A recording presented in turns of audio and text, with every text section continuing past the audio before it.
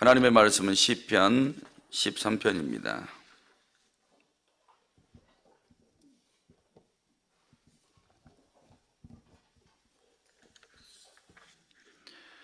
여호와여, 어느 때까지니까 나를 영원히 잊으시나이까? 주의 얼굴을 나에게서 어느 때까지 숨기시겠나이까? 나의 영혼이 번민하고 종일토록 마음에 근심하기를 어느 때까지 하오며 내 원수가 나를 치며 자랑하기를 어느 때까지 하리이까? 여호와 내 하나님이여, 나를 생각하사 응답하시고 나의 눈을 밝히소서. 두렵건대 내가 사망의 잠을 잘까 하오며, 두렵건대 나의 원수가 이르기를 내가 그를 이겼다 할까 하오며 내가 흔들릴 때에 나의 대적들이 기뻐할까 하나이다. 나는 오직 주의 사랑을 의지하였사오니 나의 마음은 주의 구원을 기뻐하리이다. 내가 여호와를 찬송하리니 이는 주께서 내게 은덕을 베푸심이로다. 아멘. 아멘. 오늘 본문 1절에서 2절은 다윗의 탄식에 대해서 말씀합니다. 3절에서 4절은 간구하는 내용이고 5절에서 6절은 하나님을 신뢰하면서 감사 찬송을 하고 있는 내용입니다. 먼저 이렇게 고백하시겠습니다. 하나님 사랑합니다. 하나님 사랑합니다. 오늘 이 새벽에도 하나님을 만나시고 또 응답받고 돌아가시는 새벽이 되시기를 축복합니다. 오늘 1절과 2절에 보니까 근심 어린 탄식을 하고 있는 내용입니다. 왜 이렇게 탄식을 할까? 하나님 영원히 나를 잊으셨습니까? 어느 때까지 주님의 얼굴 숨기시겠습니까? 이런 내용이죠. 시인은 멋있어 보일지 모르겠어요. 그렇지만 내용은 상당히 좋지 않은 상황입니다. 왜 이런 상황에 시를 썼을까? 지금 주석가들 중에서는 다윗이 계속해서 이제 목숨의 위협을 받고 있을 때 내가 언제까지 이렇게 도망 다녀야 되는가? 자기가 하나님을 확실히 알아요. 그리고 하나님이 자신을 잊지 않으신다는 것도 잘 알고 있습니다. 그럼에도 불구하고 상황이 쪼여오고 생명이 정말 이게 언제까지 이렇게 위급한 상황 속에 있어야 되는가 라고 했을 때 마음 한켠에 비통한 마음이 올라오는 겁니다. 그래서 하나님 앞에 막 기도하는 거예요. 우리도 어려울 때 있잖아요. 어려움이 계속 되어질 때 저는 지금까지 이렇게 오면서 가장 힘들었을 때가 돈 문제 생겼을 때, 돈이 문제가 생기면 가슴이 뻑뻑하더라고요. 제가 뭐 어떤 분들처럼 크게 뭐 돈 때문에 힘들어 본 적이 있는가, 그런 적은 별로 없는 것 같지만 제 나름 인생을 살다 보니까 어려움이 이렇게 오는데, 제가 청년 때 사업을 조금 했죠. 사업을 내가 투자하고 형님하고 이렇게 이제 대리점도 해보고 또 자동차를 사가지고 장사도 해보고, 저도 한 직업이 한 8가지 정도를 해봤던 것 같은데, 옛날에 이제 저는 신용이 없으니까 누가 은행에서 돈을 빌려줘서 사업할 만한 그런 상황들이 안 됐는데, 그리고 이제 장사를 한번 해보니까 장사하면 돈이 바로바로 들어오잖아요. 그렇게 장사를 이제 차를 한 대 사가지고 장사를 하는데 돈을 빌렸어요. 은행에서 말고 아는 지인한테 이렇게 좀 빌렸죠. 그런데 제가 장사하는 걸 보니까 마음에 안 들었는지 돈을 갚아달라 그러시더라고. 돈을. 나는 먹고 살아야 되는데. 그리고 어떻게 할까 고민을 했어요. 그래서 제가 장사하는 걸 이렇게 아마 그분도 보고 장사가 생각보다 더 잘 됐었더라면 그냥 뒀겠죠. 계속해서 갚으면 되니까. 근데 하다 보니까 밥만 먹고 사는 거예요. 밥만 먹고 사니까 이거 언제 내가 받을 수 있지? 이런 생각이 들었겠죠. 그러니까 회수하고 싶은 거예요. 금액이 막 그렇게 많은 돈은 아니지만 갚아야 되는데 이거 갚고 나면 이제 못 먹고 살지? 이런 생각이 드니까 걱정이 좀 됐던 거죠. 그래서 기도하다가 결단이 있었어요. 다 정리해가지고 돈 갚아버렸어요. 그게 혼자 사니까 그게 되더라고요. 근데 가정이 있었으면 되게 어려웠을 거예요. 혼자 사니까 가지고 있는 거 싹 팔아가지고 갚아버렸어요. 돈 빌려줘서 고마웠다고. 근데 그 다음부터가 이제 먹고 살아야 되는데 몸뚱아리 건강하니까 뭐 얼마든지 먹고 살겠지 하지만 또 걱정이 있는 거예요. 당장 어떻게 하지? 인력사무소에 가면 남자들은 일하기가 좀 좋아요. 건강하니까. 이제 그거 하나 믿는 거죠. 가장 몸으로 이렇게 해서 먹고 살 수 있는데. 근데 이제 그건 좋은데 먼 앞날을 내다보니까 보장되어 있는 게 하나도 없는 거예요. 보장되어 있는 게 하나도 없어요. 깜깜하죠. 그래서 제가 20대 때 초반부터 저는 이제 중학교 졸업하고 나서 직장 생활을 했기 때문에 직업이 없이 살아간다는 게 참 막막하고 어둡고 이 터널을 어떻게 지나가야 되나 이런 생각이 들 때가 많았어요. 이러다 보니까 기도가 더 막 깊어져요. 간절해지고. 그래서 하나님 앞에 나와서 정말 통곡하면서 기도를 많이 했던 것 같아요. 여기서 이제 교회에서 주무시면서 지금 기도하신 분들 많잖아요.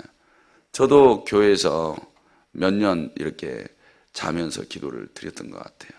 기도를 드렸는데 그때 당시에는 하나님의 은사 구하는 것보다는 하나님 나 밥 먹고 살게 해주세요. 이런 기도가 상당히 많았던 것 같아요. 그때 내가 성령을 많이 구했어야 되는데 지금 여기 계시는 우리 성도님들은 성령 많이 구하고 있잖아요. 안 그러신 모양이네. 이렇게 부르짖는데 이제 인생을 조금 더 살다 보니까 이제 돈 문제들이 이렇게 오더라고요. 돈 한 푼 없이 결혼하는 것도 상당히 힘들었어요. 근데 결혼 시집 와준 사람도 고맙긴 하더라고. 돈 없이. 그래서 저는 청년들한테 돈 없어도 결혼되더라. 그러니까 돈 생각하지 말고 결혼해라. 나도 애 낳고 잘 산다. 어려움은 있지만. 그래서 막 연애하는 청년들한테는 결혼 막 이렇게 길게 연애하지 말고 빨리빨리 결혼해라. 이렇게 이야기를 해요. 그런데 요즘 이제 살아보니까 그래도 자기가 살아갈 것들은 어느 정도 준비해 놓고 이렇게 하는 것도 지혜로운 일이다. 그런 생각을 합니다. 근데 이렇게 쭉 가다 보니까 돈이 당장 필요한데 없을 때, 그 어떤 제품들, 사업하신 분들은 돈을 이제 직원들한테 급여를 줘야 되잖아요. 줘야 되는데 어떤 분들은 몇 백만 원 필요하고 어떤 분들은 몇 천만 원 필요하고 기업이 클수록 막 억 단위, 10억 단위 막 이런 식으로 돈이 필요하잖아요.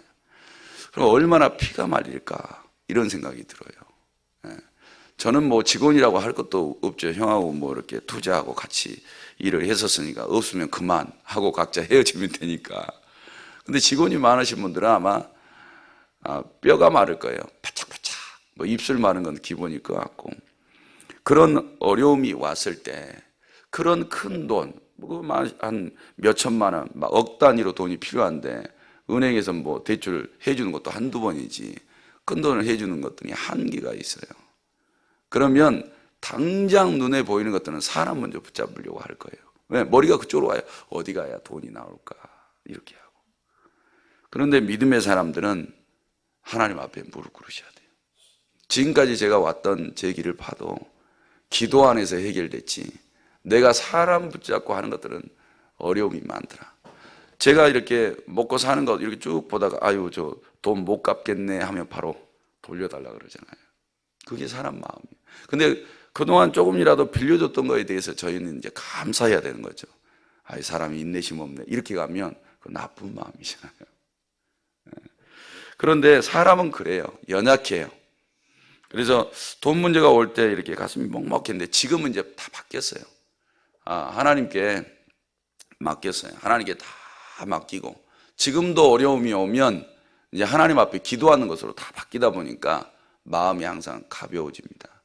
그러지 않고 하나님이 없었다면 내 인생의 문제 하나님 앞에 맡기지도 못하고 해결받지도 못하고 아마 답답하게 살아갈 거예요. 그래서 오늘 이 새벽에 교회 나오시면서도 하나님 앞에 온전히 못 맡기는 사람들은 무거운 마음 그대로 가져갑니다.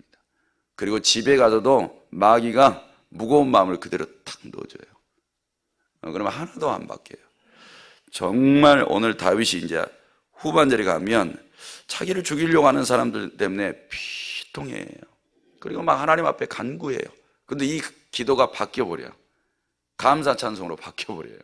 그리고 오늘 이 새벽에 나오셔서도 자신의 문제를 가지고 막 하나님 앞에 호소해요. 간구하세요. 그런데 하나님 앞에 딱 맡겨버리면 감사 찬송으로 바뀌어버려요. 기도가 아주 짧은 시간에도 그런 것들을 배우고 가셔야 된다고. 이 새벽에 문제들을 많이 가져올 거 아니에요. 지금 이제 수술 받으셔야 될 분, 수술 받으신 분, 내 건강이 앞으로 어떻게 될까? 내가 건강이 다시 회복될까? 이런 어려움, 무거운 마음을 가지고 나오셔서 돌아갈 때는 하나님, 오늘까지 생명 주신 거 감사합니다. 오늘 내가 하루만 살아도 주님의 영광을 위해서 살겠습니다 하고 밖에서 돌아가셔야 돼요. 그런 것들을 오늘 선물로 받지 못하신다면 이 시편 내용 은혜 못 받은 거예요. 자, 한번 가보시죠. 여호와여, 어느 때까지니까 나를 영원히 잊으시나이까. 영원히 잊는다는 것은 인생 끝나는 겁니다. 여기에 계신 분들 하나님이 영원히 잊어버리시면 부르짖어도 헛수고일 수 있어요. 제가 생각해 봤어요. 나환자이신 분들이 과거에는 이제 병이 나을 기회가 별로 없잖아요. 나환자 중풍병은 하나님이 주신 병, 저주라고 생각을 했었어요. 그래서 제가 가장 이스라엘에서 불쌍한 사람들 생각해 보니까 문둥병자예요. 그런 사람들은 이렇게 정상인들과 같이 살 수가 없습니다. 그러니까 사람 대접 못 받고 사는 사람들. 그래도 고아와 과부는 성경이 보니까 좀 이렇게 긍휼히 여겨주라고 하나님께서 명령을 하셨어요. 그래서 고아와 과부는 돌아보고 또 이방인들까지 돌아보고 이런 것들은 되는데 문둥병자는 항상 귀하게 여기고 가까이 대해주고 섬겨주고 이런 내용은 없어요. 그러니까 천대받은 거예요. 그리고 그 사람들을 생각을 해봤어요. 그 사람들 입장에서 아무리 기도해도 이 문둥병이 안 낫는 거야. 오히려 손가락은 떨어져 나가고 입술도 떨어져 나가고 코도 막 문드러져서 떨어져 나가고 귀도 막 문드러져서 떨어져 나가고 미치겠는 거예요. 그리고 사람들은 하나님이 내린 저주라고 막 이야기를 하고, 그리고 먹고 사는 것도 힘들어. 아니 문둥병자들은 아예 멀리 하니까. 그리고 예수님 앞에 부르짖을 때도 멀리 떨어져가지고 다윗의 자손 예수야 이렇게 부르짖었지. 혈루증 앓았던 여인처럼 몰래 와가지고 옷이라도 이렇게 터치할 수 있는 그런 신분도 안 됐어요. 그래 너무너무 어려운 거야. 그네들의 입장에서는 하나님이 아주 그냥 잊어버린 것처럼, 영원히 잊어버린 것처럼, 아주 문둥병이 걸려가지고 이렇게 비참하게 살다가 제대로 씻지도 못하고 먹지도 못하고 무시당하고 이렇게 살다가 죽을 것 같아. 그리고 죽으면 내 영혼도 보장 못할 것 같아. 얼마나 비참한 지경인가. 다윗도 몸뚱아리가 정상이고 건강한데 사람들이 계속해서 죽이려고 하는 거예요. 죽이려고 하는 거예요. 얼마나 비참할까. 아마 하나님이 영원히 잊어버린 것과 같을 거예요. 사랑하는 성도 여러분, 어려움이 지속되면 그래요. 어려움이 지속되면 아마 죽을 때까지 어려움만 온다 그러면 하나님이 나를 영원히 잊어버리지 않았나, 아마 비탄할 거예요. 우리 영혼은 어떠세요? 우리 영혼은 혹시 문둥병에 걸리지 않았습니까? 부르짖어도 음성 하나 듣지 못하고 마음의 평안 하나 얻지 못하고, 혹시 문둥병이 걸려서 하나님이 나를 잊어버리지 않았나 이렇게 생각하고 있는 사람이 없습니까? 혹시 주변에 그런 사람이 없습니까? 그래서 실망하고 좌절하고 하나님을 떠나 있는 사람이 없습니까? 그리고 주의 얼굴을 나에게서 어느 때까지 숨기시겠나이까 이렇게 이야기를. 하나님이 잊어버리고 자신을 잊어버리고 하나님의 얼굴을 자신에게 숨기는 것을 가장 비탄해하는 거예요, 다윗이. 저는 또 문제가 생기면 좀 가슴이 먹먹한데 다윗은 그런 문제가 아니라고요. 사랑하는 성도 여러분, 하나님이 우리를 기억하시는 게 축복인 줄로 믿습니다. 그분이 그분의 자신의 얼굴과 그분의 은혜와 사랑을 우리에게 공급해 주셔서 받는 것이 축복인 줄로 믿습니다. 2절에도 나의 영혼이 번민한다는 거예요. 하나님이 나를 잊어버리고 그분의 얼굴을 숨겨버리니까 그때 영혼은 끝나는 것처럼 보여지는 거예요. 자신의 영혼이 막 번민해요.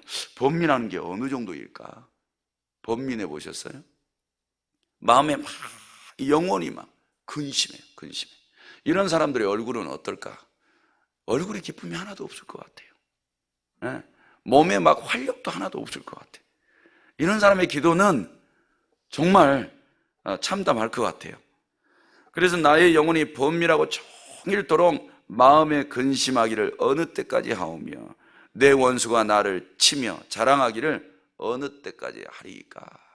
영혼도 번민한데 자기를 죽이려고 쫓아다니는 사람들 의기양양하고 오히려 자랑하더라 이 말이에요. 그러니까 나는 하나님을 믿는 사람이고 하나님 얼굴 쳐다보는 사람이고 하나님이 나를 귀엽게 해주신 거 그거 하나 붙잡고 사는 사람인데 하나님께서 나를 수렁에서 건져주지 않으신 것 같으니까 내 영혼이 절망에 빠지고 근심에 빠져서 오히려 내 주변의 사람들은 의기양양하고 잘 먹고 잘 사는 것 같고 편안한 것 같고 이런 것들을 보니까 미치겠다는 거예요.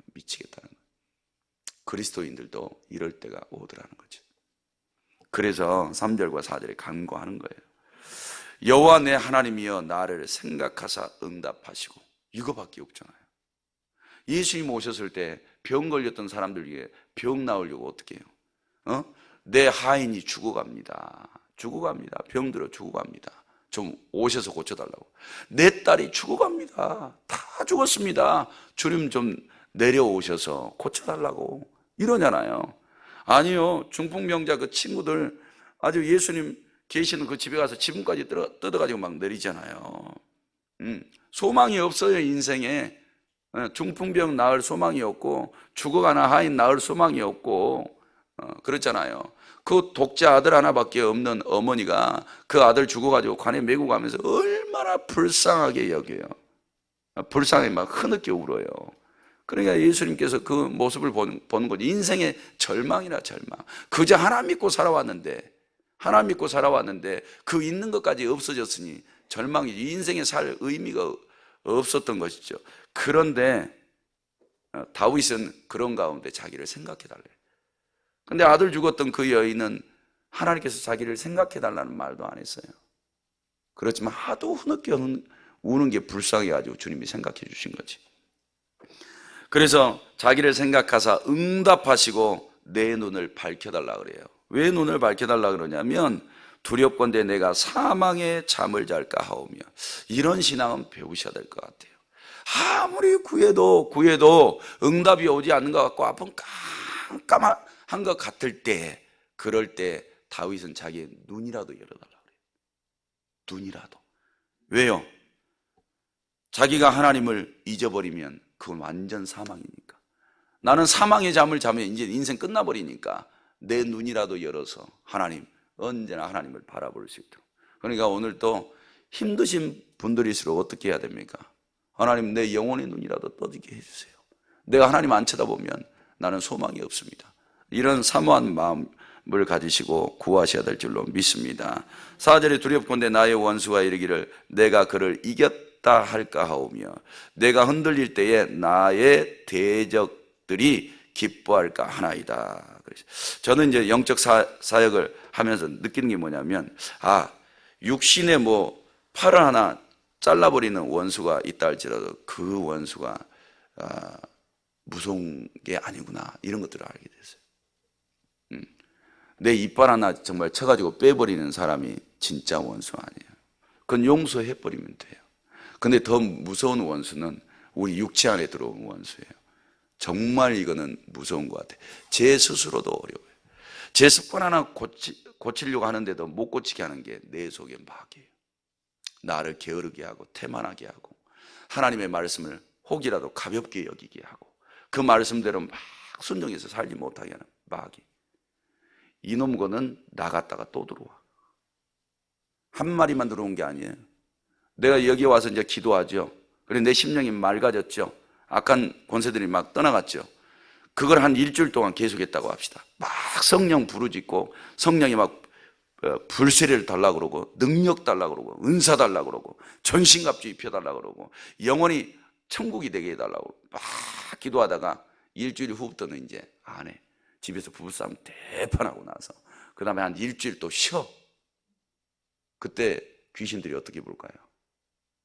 아이고 집 참 깨끗하게 청소됐네. 한 마리 나갔다 몇 마리 같이 데리고 들어가자고요?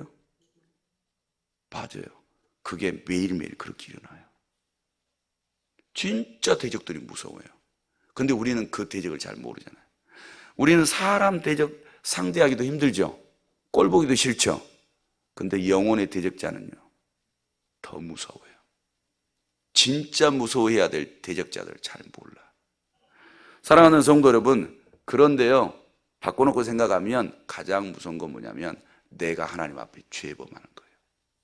마귀가 우리 속에 왜 들어와요? 하나님 거역하게 하려고, 하나님 자리에만큼 높아지게 하려고. 웃겨요. 질서부터 잘못됐잖아요. 우리 교회에서 배웠잖아요. 하나님, 그 다음에 인간, 이 땅에서 인간, 그 다음에 천사들, 서열이 그렇게 되잖아요. 근데 귀신이 딱 우리 속에 들어오면 그거 굉장히 기분 나빠해야 되거든요. 근데 우리는 하극상 나이 어린 애가 야 임마 너 왜 나 쳐다봐, 너 가는 길이나 가. 예를 들어서 나이 어린 사람이 막 야자 해버리면 어떻게 돼요? 기분 엄청 나쁘죠. 근데 왜 우리를 섬겨야 될 천사들, 타락한 천사들이죠, 걔네들이 질서를 어기고 우리 육체에 와서 왕 노릇하고 있는데 왜 그건 기분 안 나빠요? 그게 기분 제일 나빠야 되는데. 그런데도 대적을 잘 몰라. 대적자들은 우리 속에 탁 들어와 가지고 하나님 앞에 나오죠. 하나님 앞에 나와서도 하나님에게 종으로서 우리가 살아가는 것이 아니라 마귀의 종으로 다음에 살아가게 하는데도 그것도 몰라. 사랑하는 성도 여러분, 영적인 대적자들을 반드시 이기셔야 될 줄로 믿습니다. 육신의 대적자도 어렵고 힘든데 그런 원수도 못 이기는 사람이 어떻게 영혼의 대적들을 능히 이길 수 있겠습니까? 오늘 이 새벽에도 힘을 얻으셔서 영적인 대적자들 그냥 두시면 안 돼요. 육신의 대적자는 다 용서하라 그랬어요. 근데 영적인 귀신은 용서하라는 적이 있습니까? 없어요. 육신의 원수들은 다 용서하세요. 그럼 마음에 평안이 와요. 근데 영혼의 대적자들은 완전히 결박해서 끊어내셔야 돼요. 그걸 위해서 성령의 능력이 우리 안에 임하시면 승리하게 되실 줄로 믿습니다. 말씀의 검이 우리 속에 역사하시면 능히 물리쳐 이기시고 다시는 들어오지 못하도록 승리하시게 될 줄로 믿습니다. 이제 기도가 이제 바뀌어요. 5절과 6절이 보니까 나는 오직 주의 사랑을 의지하여 싸우니 나의 마음은 주의 구원을 기뻐하리이다. 봐보세요. 나는 오직 주의 사랑을 뭐 했다? 맞아요. 절망 속에서도 뭐를 믿는 거예요? 하나님의 구원하심을 믿는 거예요. 하나님의 구원하심을 확실히 믿기 때문에 그 사랑을 나는 의지하겠다는 거예요. 사랑하는 성도 여러분, 오늘도 혹시 기분 나쁜 일이 있으세요? 무엇 때문에 기분 나쁜 일이 생길 수 있을까요? 우리는 아무리 마귀가 우리의 육신과 우리 육신 밖에서 우리를 괴롭게 한다 할지라도 거기에 눈 하나 깜빡하지 마시고 주의 사랑을 바라보시기를 바랍니다. 그 사랑을 의지하시기를 바랍니다. 그리고 나의 마음은 주의 구원을 기뻐하리이다. 그래서 문제 해결자가 누구예요? 인생에서 찾지 않았죠? 하나님의 사랑과 구원하심을 믿고 의지했어요. 그러니까 마음의 천국이 이루어진 거죠. 6절에도 내가 여호와를 찬송하리니 이는 주께서 내게 은덕을 베푸심이로다. 그래서 왜 이렇게 5절 6절을 고백할까요? 경험한 사람들, 경험해 본 사람들은 이렇게 표현할 수 있어요. 사랑하는 성도 여러분, 오늘도 응답을 체험하시기를 바랍니다. 응답 받으시기를 바랍니다. 그러신 분들은 아무리 어려운 사람들 주변에 있어도 걱정하지 말고 기도하세요. 하나님의 은덕으로 살게 될 줄로 믿습니다. 이렇게 고백하시면서 사시기를 주님의 이름으로 축복합니다. 하나님 아버지, 이 새벽에도 열심히 수고한 예물을 가지고 11조 건축원금 그리고 일천 번제물 제목 드렸습니다. 하나님 받으시옵소서. 하늘 곳간에 쌓으시고 이 땅에서도 가난과 고난을 벗어나 부요한 중에 하나님 사랑, 이웃 사랑하며 살게 하옵소서. 인생이 절망이 올 때 하나님 아버지 그때도 하나님 사랑 기억하면서 구원의 하나님을 늘 의지하며 살게 하옵소서. 이 새벽에도 기도하는 성도들 그냥 돌려보내지 마시고 인생의 모든 문제 주님 앞에 다 맡기고 가벼운 마음으로 심령 천국을 이루어 돌아가게 하옵소서. 예수님의 이름으로 기도하옵나이다. 아멘. 말씀 생각하시면서 기도하시기 바랍니다.